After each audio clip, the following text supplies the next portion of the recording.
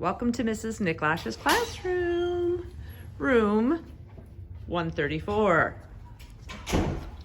I'm just going to give you a quick brief overview. Usually my desks are in teams because everything we do is in teams. We do some individual work and projects, but we do a lot of processing and learning together in a collaborative nature. But this year we're going to have to separate out where we sit.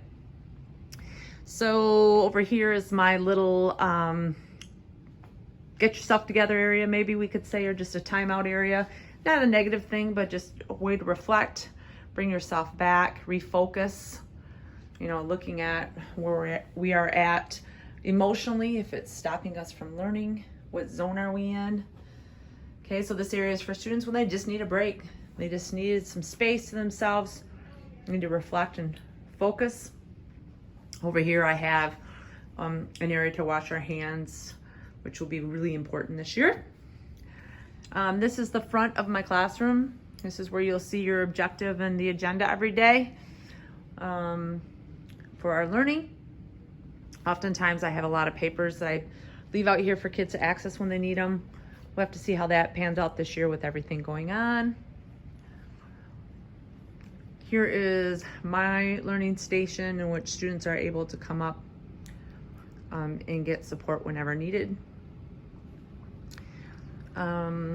Over in this part of the classroom is where I usually have universal supplies that kids could use whenever they want. We'll have to see how that pans out this year. I have whiteboards, whiteboard erasers and markers. You will notice here that I have our baskets color-coded.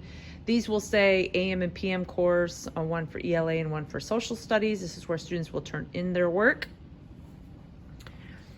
This is the area where we will keep our SINs, our interactive notebooks that stay in the classroom, one for ELA and one for social studies. They're really important. We use those, we make our own textbooks and we use those as resources as we learn. I also have additional resources here for kids that need them. We'll have to see how that works out with the regulations for COVID. I also have scissors and glue sticks and markers, but I do want to suggest that students bring their own materials. Here are additional computers. Here's a group meeting area in which we will need to keep 6 feet apart. There is a writing corner or a teacher-student collaboration area over here. I have to figure out how that's going to work as well. Notice I do have couches, but those will be leaving due to the new regulations of COVID. Over here is where I usually have my essential vocabulary, my word walls. Again, this was another nice seating area for kids, which I no longer can use. So we'll have to get that out of here. And then this is another group meeting area and books for kids. We will have numerous book clubs in which I have to figure out a process for. We'll get to that soon. But I just wanted to give you a brief overview of my classroom. We have lots of space in here, which is so nice. It will allow us to be very interactive in our learning, which we will be. So that's Mrs. Niklasch's classroom.